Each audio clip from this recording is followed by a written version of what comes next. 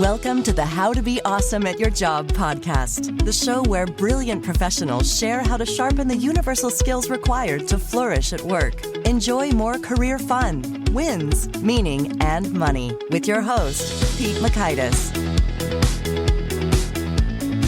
Hello and welcome to episode 798. We got Kwame Christian back because Kwame's got boatloads of insights yet again. This time, we're chatting about how to have difficult conversations about race and many other issues. You'll learn 1, why we struggle when discussing race, 2, how discussing race can enrich workplaces, and 3, a powerful 3-step framework for any difficult conversation. So if you want to check out the show notes or the transcript or the links to items that we've referenced, please pay us a visit at awesomeatyourjob.com/EP798. And now here's Kwame's story. Kwame Christian is a best-selling author, business lawyer, and CEO of the American Negotiation Institute, or ANI, if you will. Following the viral success of his TEDx Date and Talk, Kwame released his bestseller, Finding Confidence in Conflict, How to Negotiate Anything and Live Your Best Life in 2018. He is a regular contributor for Forbes and the host of the #1 negotiation podcast in the world, Negotiate Anything, which currently has over 5 million downloads worldwide. Under Kwame's leadership, ANI has coached and trained several Fortune 500 companies on applying the fundamentals of negotiation to corporate success. Kwame was a recipient of the John Glenn College of Public Affairs Young Alumni Achievement Award in 2020 and the Moritz College of Law Outstanding Recent Alumnus Award of 2021.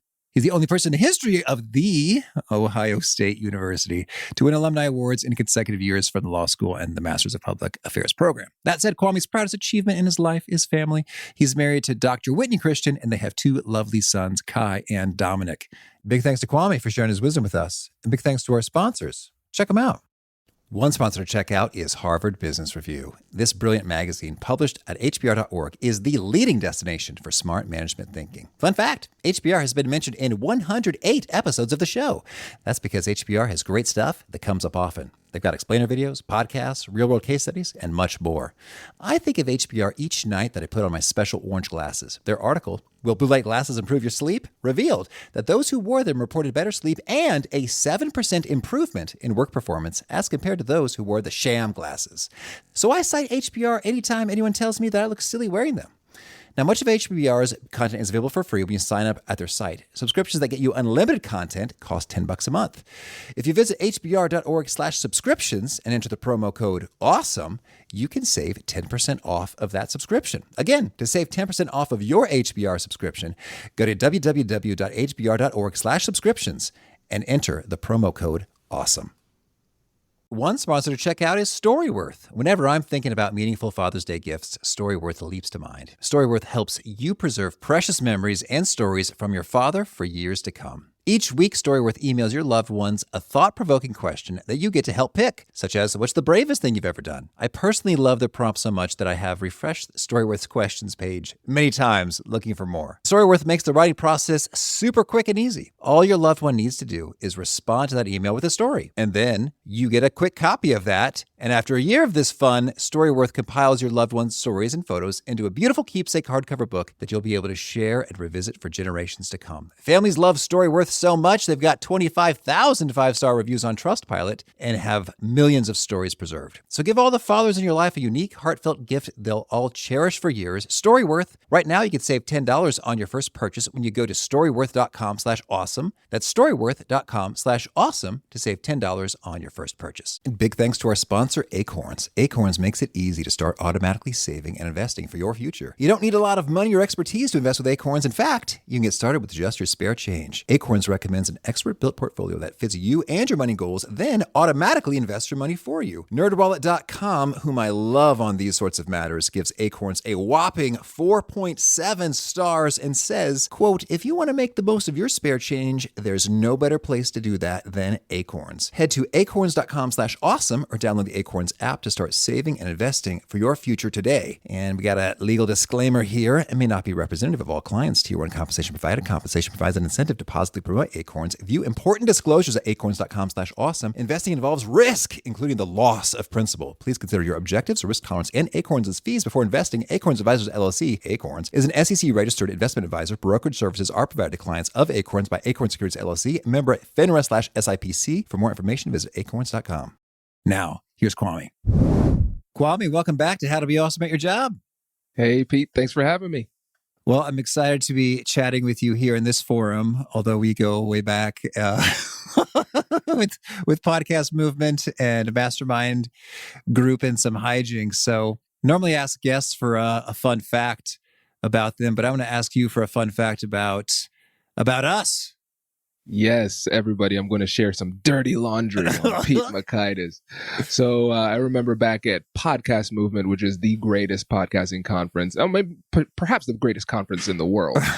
We roomed together. And for me, Pete is like my big brother in podcasting. And so I realized that there are a lot of things that we do similarly. And I realized something really interesting when we were together. When it comes to making decisions, Pete will put more research into that decision than I would ever contemplate doing. So whenever I need to make a decision or I need to buy something, first I'll go and see if Pete has bought that thing or made that decision, and then I just do whatever he did. That's my decision-making process, because he will research things to a point that I would never consider researching. And I said, you know what? If it's good enough for Pete Makaitis, it's good enough for Kwame Christian. Well, I am honored by that. And it's funny, as we're talking, I believe we are using the same chair and same microphone right now. Yep, exactly. So I'm flattered and honored, and I do over-research things. And I think you might even call it a hobby at this point. It's just fun for me as opposed to stressful. So... all right. Well, you've done a boatload of research. How's that for a segue? I like it. You've done a boatload of research, and in your book, How to Have Difficult Conversations About Race, Practical Tools for Necessary Change in the Workplace and Beyond. And boy, you've been having some really powerful conversations that have been getting a lot of traction here on LinkedIn and elsewhere. So could you tell us, as you've lived this experience recently, engaging more folks about this stuff, any interesting themes or discoveries or surprises been popping up for you? Yeah, Pete, I think that's one of the most interesting things, because as you know, I do the negotiation and conflict resolution type of work with the American Negotiation Institute. And for me, this is just an offshoot of that, because we need to understand each other in order to connect on a deeper level. And when I think about difficult conversations about race and other sensitive topics, these are some of the most difficult conversations and negotiations out there. So I want to create that resource. And so one of the things that's so fascinating to me about this is that people all around the country and all around the world are struggling with this conversation for different reasons that have very core similarities. So for example, in different countries, you'll have different race-related issues. But at the core, we have two things that come to mind which trigger high levels of emotionality. So first, we have issues of identity, who I am as a person, and what somebody like me is supposed to do in this situation, or what I perceive is supposed to do in this situation. And then the other one is morality, what it means to be a good or bad person. What is the right or wrong thing to do? And whenever we have conversations that touch on those two issues, that's what triggers deeper levels of emotionality. So no matter where you are in the world, these conversations come up, and they are typified by high levels of emotionality. And so for me, as a former mediator and a lawyer and somebody who has a background in civil rights, it was really fascinating to take those negotiation and conflict resolution skills that are really familiar to me and bring it to this new space so we can have conversations on the sensitive topic that are constructive, not destructive. Mm-hmm. Well, and those are two powerful principles right there, identity and morality. When you start to venture into that territory, yeah, it's getting real personal. Like, the identity is like who I am, and morality, am I good or behaving well and properly, or am I doing evil? Exactly. Whew. I mean, it doesn't get much more potentially heated than that when you've got those two dynamics in play. Absolutely. And Pete, when you think about it, we all want to feel included. We all want to feel as though we belong. And whenever conversations like this go awry, you feel excluded for a core reason. Like, I can't change my race. And so the rejection feels a lot more personal. And then, I looked at the document that you sent, and I understand the demographics of your audience. And I was really glad to see that none of the people in your audience are people who get up in the morning and say, I'm excited to be evil today. We didn't ask that question in the survey, but maybe for the next one, just to be sure. Listen, that was something that was coming through the data. And so I saw that. And so that's the thing. When we have these conversations, that issue of morality is triggered because you want to immediately defend yourself. I am a good person. And then that level of defensiveness comes up, and it just leads to even more emotionality. So that helps us to understand why these conversations are just so tough. Mm-hmm. Well, so your book is called How to Have Difficult Conversations About Race. And so we're going to dig into some of the how. But first, I want to talk a little bit about the why, because some folks might just put this category into the no-no zone. Right next to, hey, I don't talk, especially at work, about money or sex or religion or politics. Let's just go ahead and put race in there too, because it feels too risky. So can you comment a little bit on why to have those conversations and maybe when and where, like sort of like the contextual landscape that makes this a great idea in time versus maybe in a slightly different context would be a better time? Yeah, great question. And so here's the thing. You'd love this. I'll give you a bit of a behind the scenes negotiation with my publisher. All right. In chapter 1, I talk about why we should have these conversations. And chapter 1 was the only chapter in the book that I did not want to write. That was a specific request from my publisher. So for me as a practitioner, I wanted to essentially write the book like this. Hi, I'm Kwame.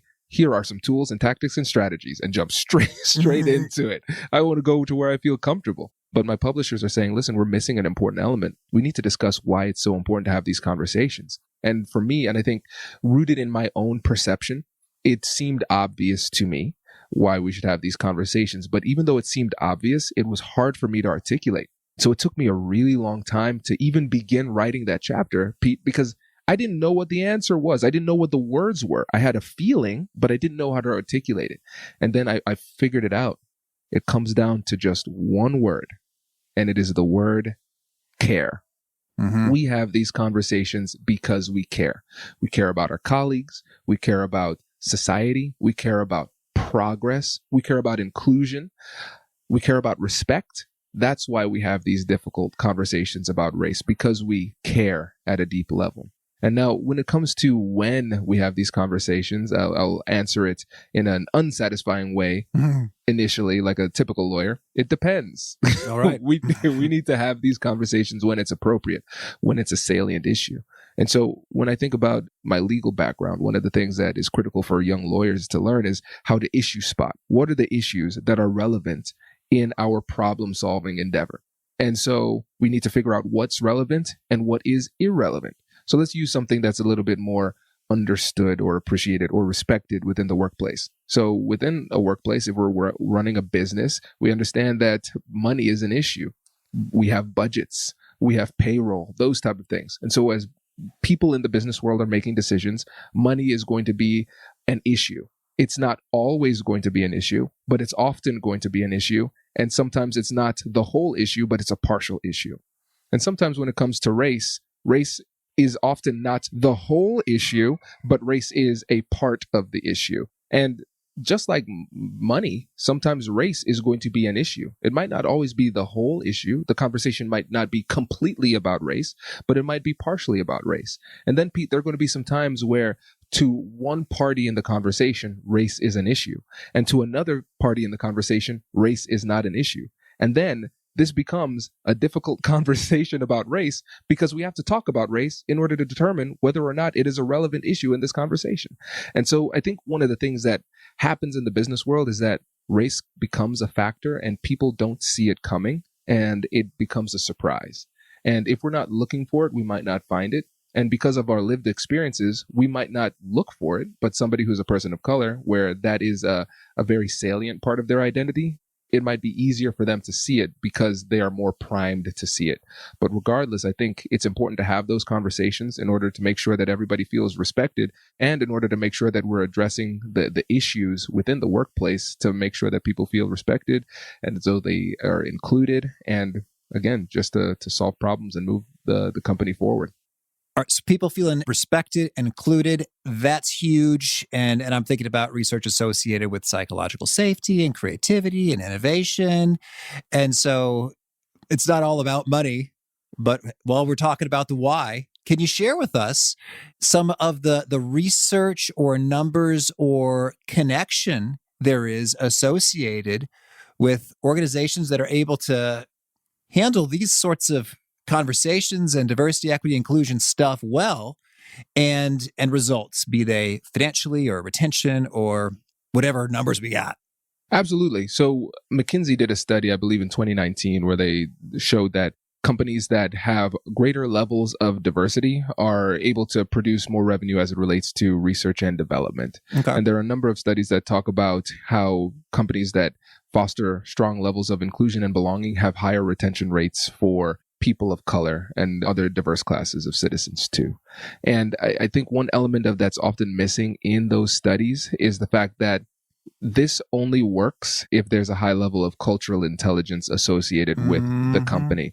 And so think about this. If you have a really diverse organization, and then the people in the organization aren't trained on how to connect with each other, they don't understand each other, then you're going to have retention issues and you're going to have poor performance. You might as well have a monolithic organization at that point, because it would actually be more effective if we don't invest in like the skills that are required to avail ourselves to the true benefits of diversity. And I think that's where a lot of organizations fail, because they say, all right, hey, we have diversity issues and I see the studies, diversity is good, cool, let me put some brown people in my company. And then they think that's going to solve the problem. But if we still have challenges with the culture and inclusion and belonging, it's going to be a struggle. Mm-hmm. I had a podcast guest who mentioned that it seems like some organizations, his words, it felt like they were going for the clip art in terms of they want the stock photos to look awesome. But he sort of shocked them when he said, okay, you guys have the clip art in terms of everybody being represented, but there's actually not a lick of diversity in this room, because every time we came up to an issue where we had a difference of opinion, we said, oh, let's table it. Let's take it offline. Let's cover that later.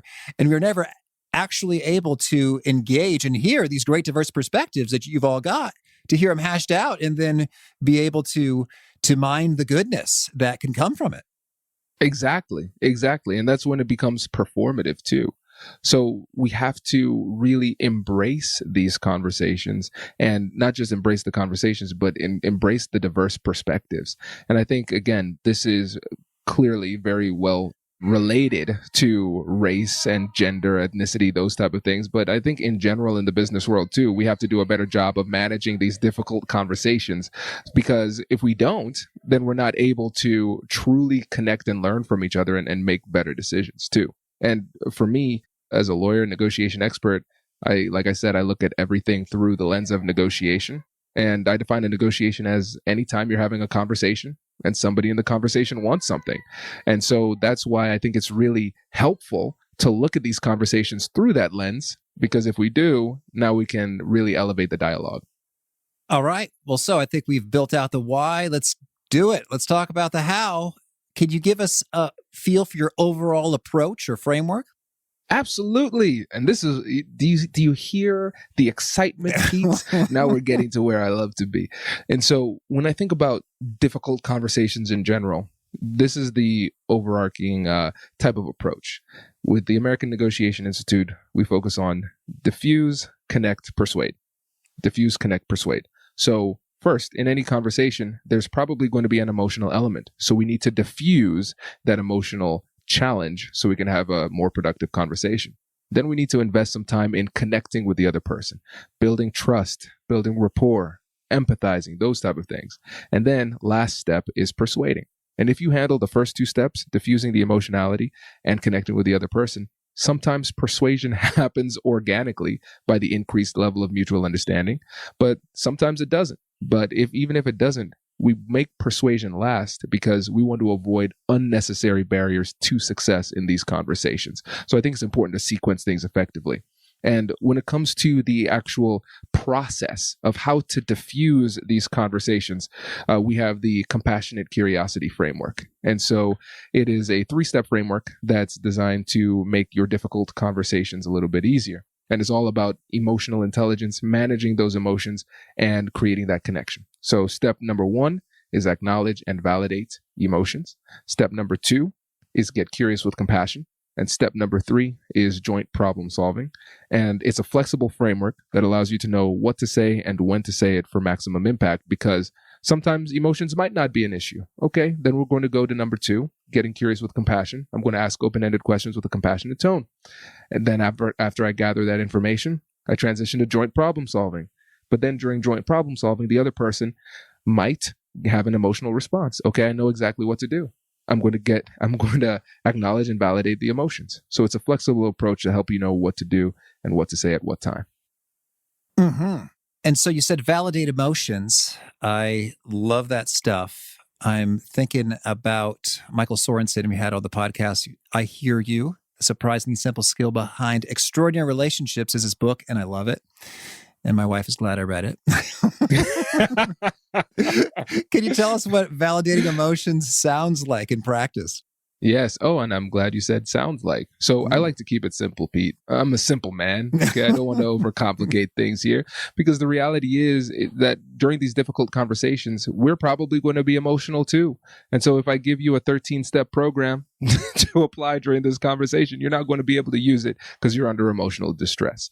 So again, what I want to do is I'll say, it sounds like, it seems like, or if it's a really obvious emotional response, I can tell that.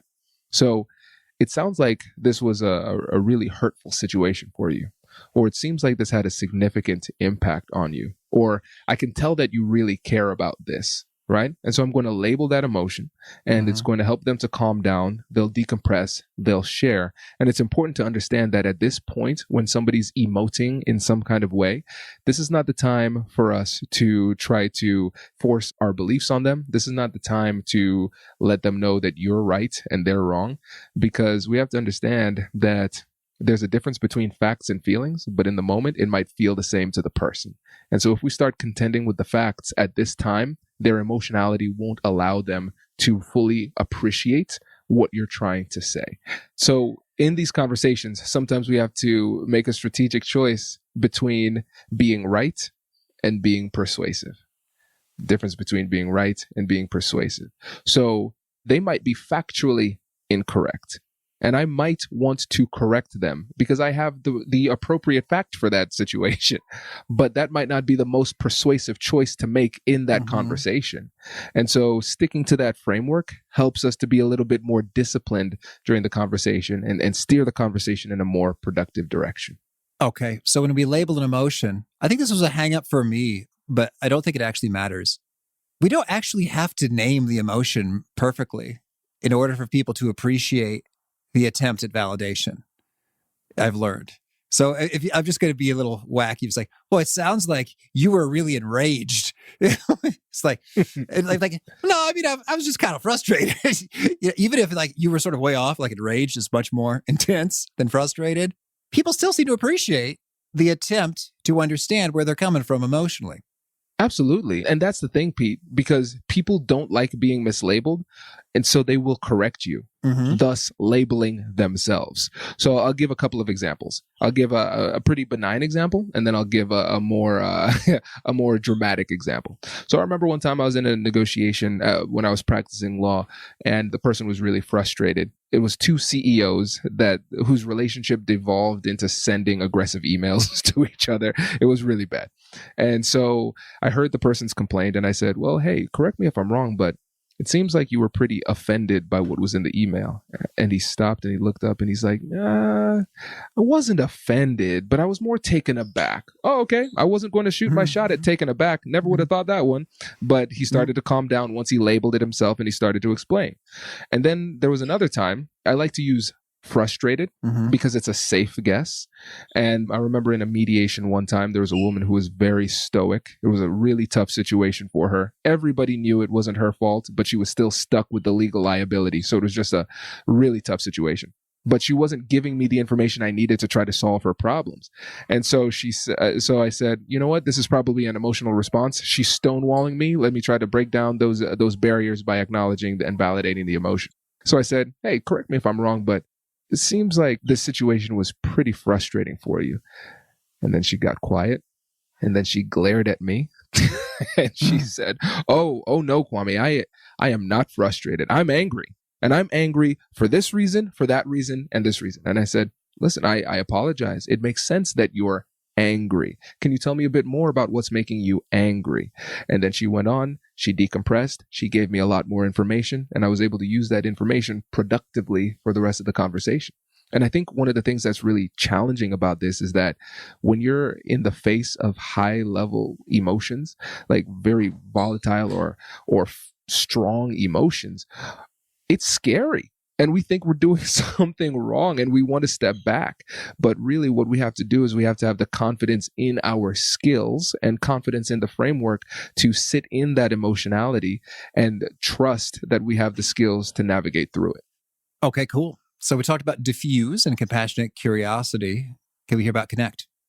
Yeah. And so this is all about creating connection with the other side. We want to try to create a trusting connection. And one of the things that we need to understand is what are those things that destroy connection? And so one of the things I talk about in the book is the shame-based strategies. And so when you think about Brené Brown and vulnerability, I mean, she has a lock on the vulnerability market. I have no intention of trying to encroach on her territory, Pete.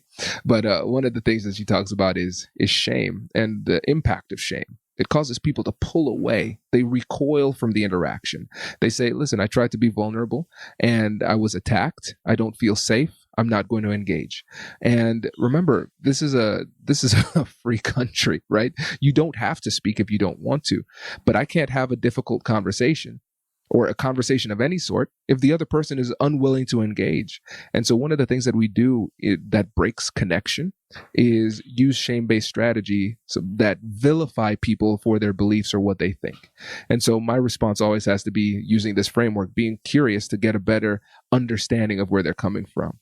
And so one of the things I like to do is try to not vilify other people if we disagree, but use it as an opportunity. I always say conflict is an opportunity. So what's the opportunity? We can learn from each other. So if somebody says something that I disagree with, or they believe something that I disagree with, say, oh, that's really interesting. Now I'm curious. I want to learn more. And so I want to give them the space to share. And then after they've shared, they're more likely to reciprocate. And then that gives me an opportunity to share my knowledge with them or my perspective with them. And so I think connection really comes from that empathy, being willing to take the time to understand how the other person is seeing the situation, understanding how they feel about the situation, and understanding how they think about the situation, and not judging them for those beliefs. Okay. And tell me, are there any nonverbal indicators that we might be judging that we should watch out for or check ourselves out on the video camera? Yes, eye rolls are not helpful, Pete. Keep your eyes, locked in. No, I think really it is very important to realize those nonverbals, and I think it's just a good exercise to pay attention to how your body responds under certain circumstances. And so we all have our little tells that we have from time to time. And when the conversation gets tough for me, one of the things that I like to do to kind of get a little bit more control of my responses so those tells don't come through is take some notes. It's one of the easiest things you can do. Your vision is now fixed. Your hands are now focused. It controls a little bit more of your body. So whenever I start to feel a response that might indicate some negative emotionality toward the person, I use that as an opportunity to take a few notes and it doesn't come off as negatively. So that's a really great question. Paying attention to those nonverbals, your own, that's really important. All right. Well, now let's talk about persuade. Yes. And so this is where everybody wants to jump to. They want to start the conversation at persuade. And that is often problematic because, again, we are inviting resistance. Because the way that I see it, Pete, I feel like we have to earn the right to be able to disagree. And here's what I mean. A lot of times early in the conversation, we are so quick to tell somebody that they're wrong. But it's inappropriate because we don't even have a full understanding of where they're coming from. Now, they might be wrong. They might be very wrong, but I want to make sure that I have a holistic understanding of where they're coming from before I try to change their perspective. And people are going to be resistant to your attempts to change their perspective if they don't believe that you have a full understanding of their perspective. Because they're going to say to themselves, how can you say I'm wrong? You don't even know what I believe. You haven't heard me, right? And so it's important to sequence it this way and have persuasion at the last step. And I talk about the parable of the blind men and the elephant in the book. And it goes like this. They say, there's an elephant in a room. Haha, elephant in the room, right? And they have 5 blind men, and they say, hey, I want you to feel this elephant, and I want you to describe the elephant. And so one man touches the tusk and says, an elephant is like a spear. Another man touches the leg and says, the elephant must be like a big, strong column. Another person touches the elephant's ear and says, the elephant is like a thin fan. And then they start to argue. Who's right? Who's wrong? Well, they're all right and all wrong at the same time. And a lot of times when we have disagreements, it's not necessarily that somebody is completely right or completely wrong. It's that we're looking at very different parts of the elephant. And so I think one of the best ways and most subtle ways to persuade is to help people to see the rest of the elephant. I want to take the time to give them the space to describe what it is that they're feeling. What is it that they feel? What is it that they think? What do they believe? And where does that come from? And be genuinely curious about that, not judgmental. And then I want to say, okay, now I can understand where you're coming from. Let me share what I'm seeing. Let me share the piece of the elephant that I'm seeing that you might not see. And then I share. And so we're really helping each other learn and grow through the interaction. And a lot of times that might be enough to persuade. But regardless, I think that's an important first step. All right. Thank you. Well, let's jump into some particulars when it comes to race. As I've listened to your stuff, a few things I found super useful. And one of them is you discuss that there are actually 2 totally different operational definitions or camps or schools of thought when it comes to the very definition of the word racism or racist. And it makes all the difference in terms of understanding where people are coming from. Can you unpack that for us? Yeah. And again, definitions are so important. I have a whole section on the book called Semantic Arguments, how people will get stuck on different terms and what they mean. And so it's not so much what the dictionary says a term means. It's more so what the person understands it to mean in that particular interaction. And one thing that I've realized is that the term racism is something that's thrown around a lot. And a lot of times it's accurate. And when I think about these conversations, I want to approach these conversations in the most persuasive way possible. And I want to always focus on my goal. What is the goal that I want to achieve? And how best should I go about trying to achieve that? And so one of the things that we're going to run into a lot of times in these difficult conversations about race is that people are going to be very defensive if they feel as though they're being accused of something so terrible as racism. Because sometimes people say racism is acting with malicious intent. Mm-hmm. And sometimes other people say racism is anything that leads to a negative impact that hurts people of color more so than whites, something like that, right? And really, what definition matters the most? The definition that the person is using in their mind in the conversation. And so for me, I very rarely come to the point in a conversation where I accuse the person in front of me or the situation as being racist, because I know what's going to come next, Pete. Yeah. I know exactly what's going to come next. No, I'm not racist. No, they're not racist. No, this is not racist. Now we're having a semantic argument about what it means to be racist. I find that to be a lot of times unproductive in this conversation. Yeah. We might not agree that like what it means to be racist, but if I stay very objective on the facts, we might be able to agree on the fact that the behavior, though well-intentioned, had a negative impact to a specific racial group. Yeah. People could say, yes, I do agree with that. And now we can move forward with solving the problem. And so I think just having a very specific and targeted approach with our language can help us to avoid a lot of these these unproductive conversations where we get stuck, where somebody is being accused or feeling as though they're being accused, and then the other person trying to accuse. Well, that's so powerful, because I think folks could just wildly misunderstand each other right there. In terms of, if folks say the SAT is racist, if you have a different version of what that word means, you're like that sounds insane. Like, what are you? A standardized test is not a human being with emotions. Like, what are you even saying? So like that just will not connect. And if you're operating from the other sort of definition, in which malicious intent is not at all necessary, to call someone racist is, in a way, not that severe. Tell me if this feels accurate to you. Not that severe of a charge. Exactly. In terms of, it's like, are you a sinner? Are you a person who makes mistakes? Yes and yes. It's like, do you have somewhere in your brain a series of associations that lead you to have a touch of a bias on certain issues about certain groups? I imagine that we all do, even if they're innocuous, like Lithuanians love their ice cubes. You know, I'm Lithuanian. My buddy Connor always quotes that Malcolm in the Middle, although I actually do have a portable ice cube machine that I got here for the office. What? Because my refrigerators, it's not that important.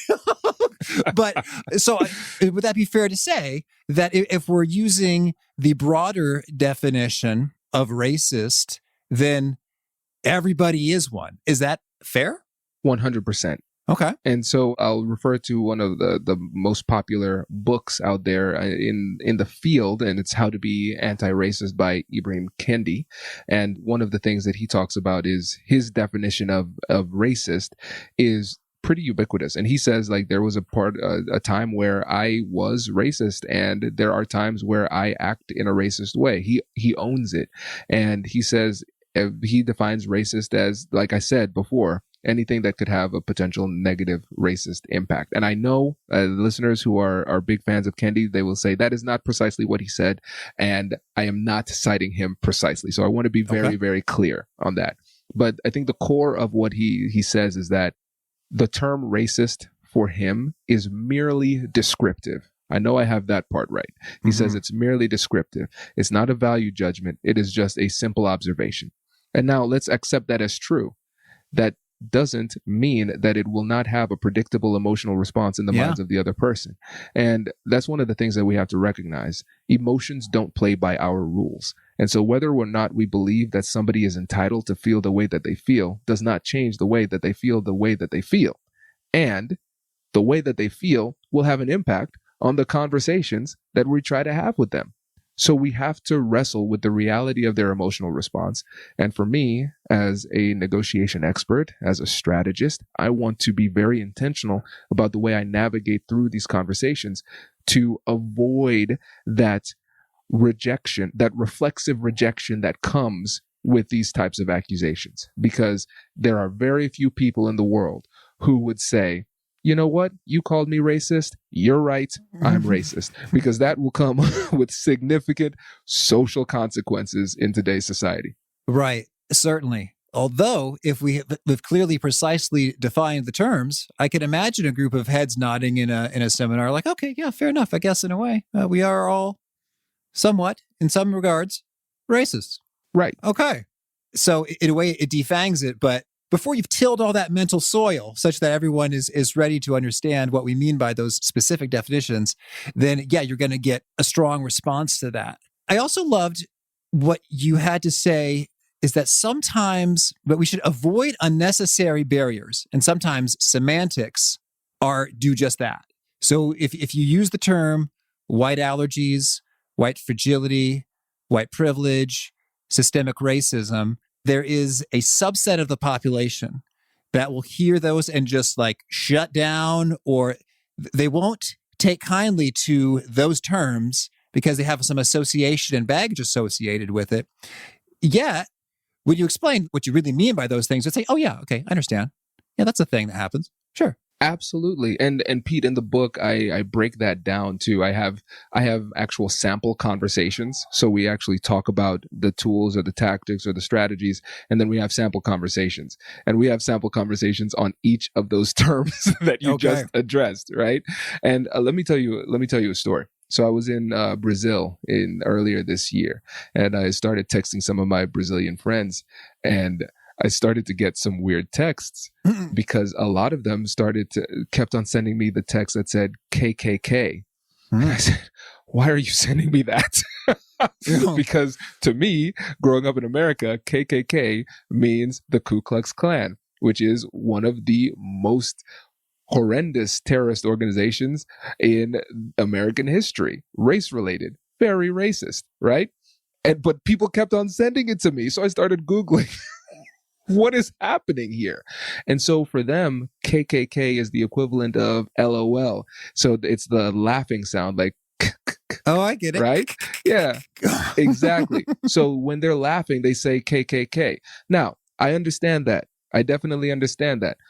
But that does not change the fact that it will essentially always have a little bit of an abrasive response from me, because that is not how I've known the word. For the last over 3 decades, it has been associated with something very bad. I can't just instantly say, oh, now this is a playful laughing. Yeah, I can't do that. Same thing with these words. There's always going to be some baggage associated with these words. So that's why it's important for me to recognize whether or not there is resistance associated with specific terms. And if there's specific terms where there's resistance, then I'm going to use the definition rather than the term. Yeah. The way I was trying to remember this tip from you, I make mnemonics for myself of other people's material. So it's like, oh, so if semantics are creating an unnecessary barrier, SUB, I can substitute it with a definition. Huh? That's how I remember your tip. Feel free to use that, but your stuff is probably way better than mine already. So it's like, thanks, Pete. That was lame. I got way better stuff. No, that's going into second edition. I like that. I'm flattered. Okay. Well, I love what you had to say about focus on the goal and how to best achieve that. And maybe you do need to substitute some semantics that are creating unnecessary barriers. And I'm thinking about 2 stories in which I think, so some groups were trying to have some conversations about race, and I'm pretty sure they failed to meet their desired goals based on how they were being received. And I'm going to throw some scenarios at you, and you don't know what went down, but I'm going to ask for you to do your best to speculate as, when I see that kind of thing, it's usually because they failed to do this, or they should have done that, most likely. So here we go. Scenario 1. A buddy of mine said he was at church and they were having a series of dialogues about some race issues to learn how to do better on these matters, pick up some skills, hear about perspectives. And then there was a white girl in her 20s who was chatting with my buddy. And she said, boy, after hearing all this stuff, I guess I just realized how bad and racist I am, and how I just totally don't understand what people from the other side are saying, and I really have no right to discuss it. So I guess I have nothing to offer, and I should just keep my mouth shut. And she proceeded to not come to any of the other meetings. And so my buddy is also a speaker author dude. And he said, wow, never in any of my programming has the goal been to have someone feel totally disempowered and to feel the need to withdraw. So that's a thing. That can happen sometimes during the course of engaging in these conversations. Any pro tips on having that not happen for people? Yeah, so let's approach it from 2 different perspectives. So let's first approach it from the person's perspective who said, you know what, I'm out. This is too much, right? And so fear can masquerade in different forms, and oftentimes it will take the form that is most persuasive to you.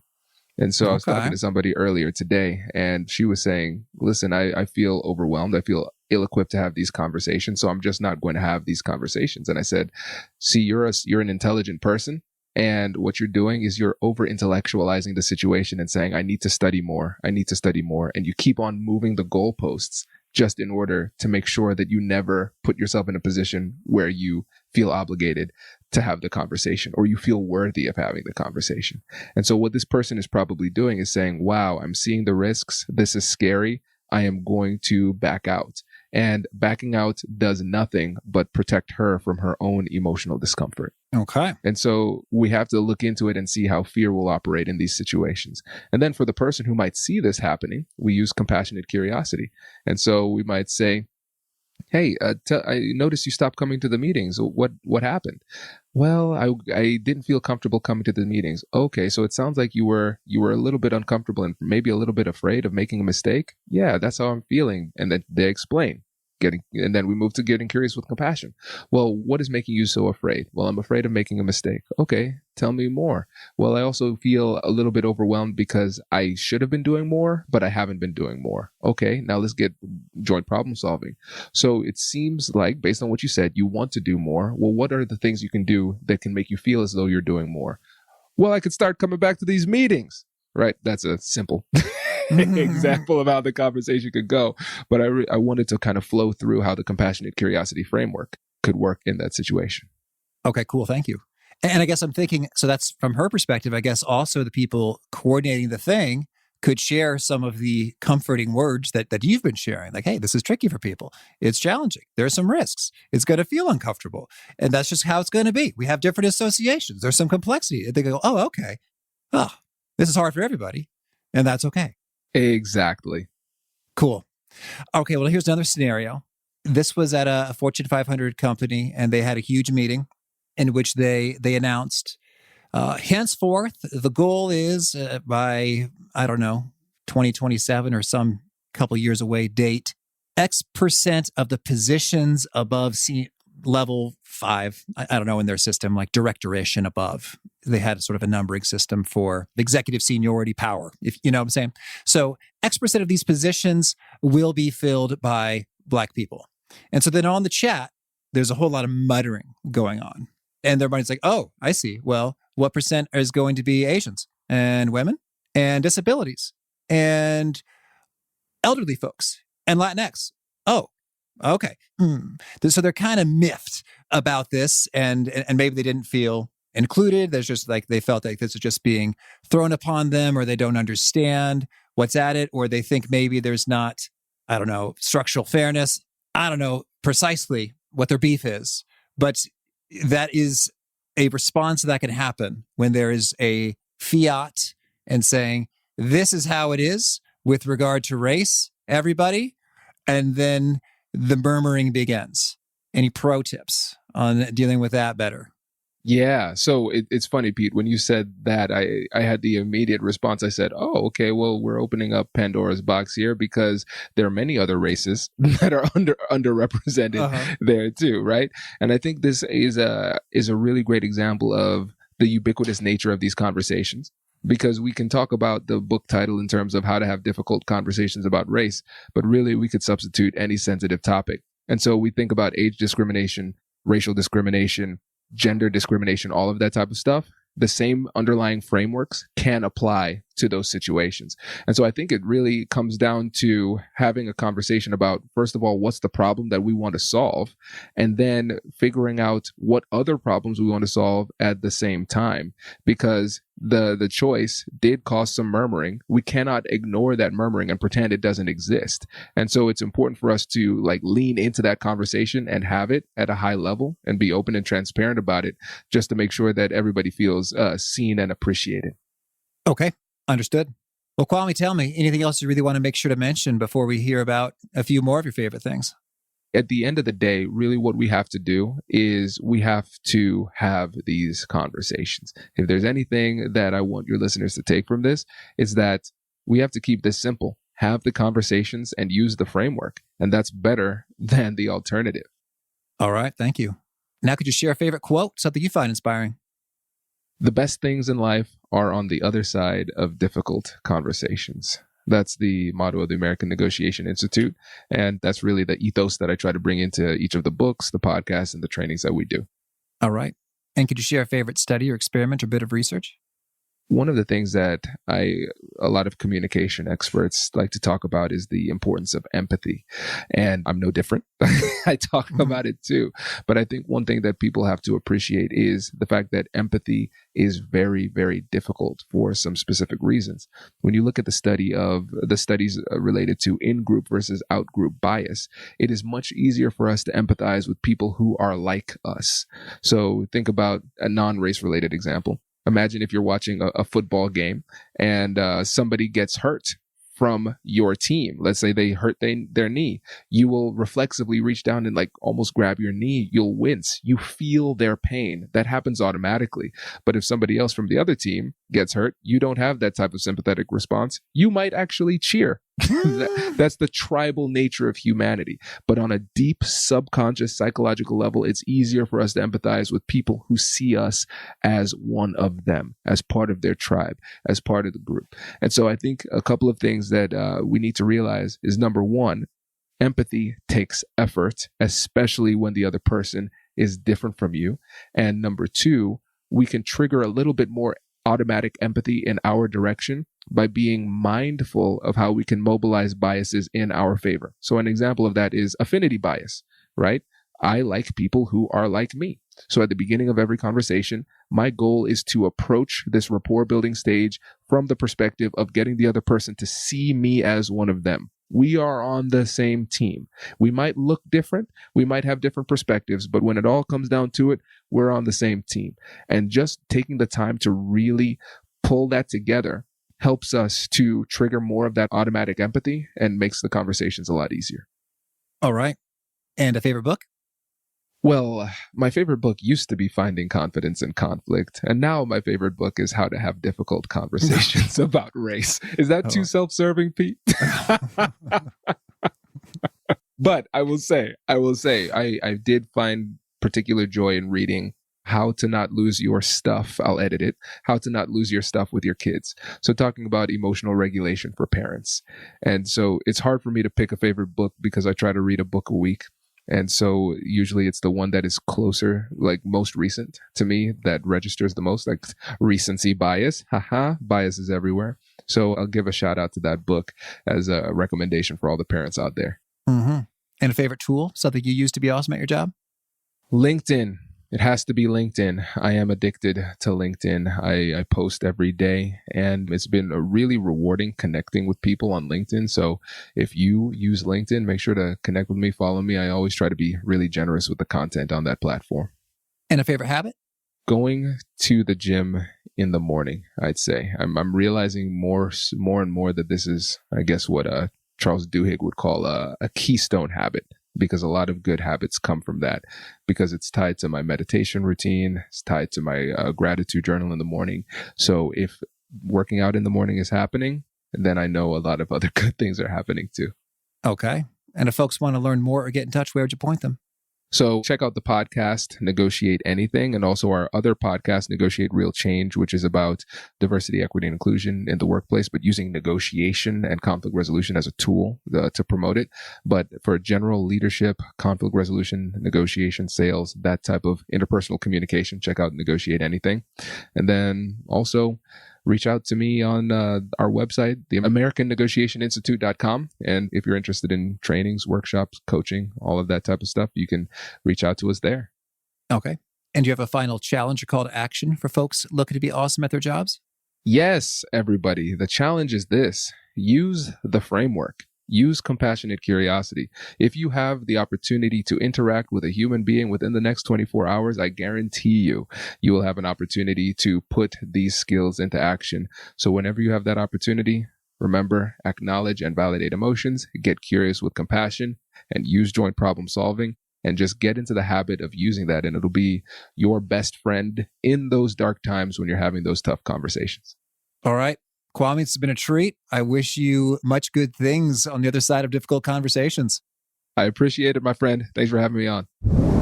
I really loved Kwame's philosophy when it comes to semantics, terms, definitions, facts, being right, and just noting that our emotional systems often don't play by logical rules. and they are likely to not play by your rules or the rules you think they should operate by when you're dealing with someone else's feelings and emotions. And being a little bit thoughtful and strategic about considering the emotional elements and particular responses can be dead on when you're having a conversation that might be venturing into some sensitive or tricky areas. So great stuff from Kwame. Again, the show notes, the transcript, and the links to items we've referenced are at awesomeatyourjob.com/EP798. Hope to catch you next time, and peace. Thanks for listening. To get the most out of the show, we recommend 2 key things. First, check out the extra resources at awesomeatyourjob.com. You can find this episode's transcript and links, as well as the perfect episode for your situation. You can search the full-text transcripts of hundreds of episodes or explore episodes tagged by topic and competency covered. Second, subscribe to the podcast and get future episodes automatically. You can subscribe by telling Siri and several other smartphones and speakers, subscribe to the How to Be Awesome at Your Job podcast, or by tapping subscribe in your podcast player of choice.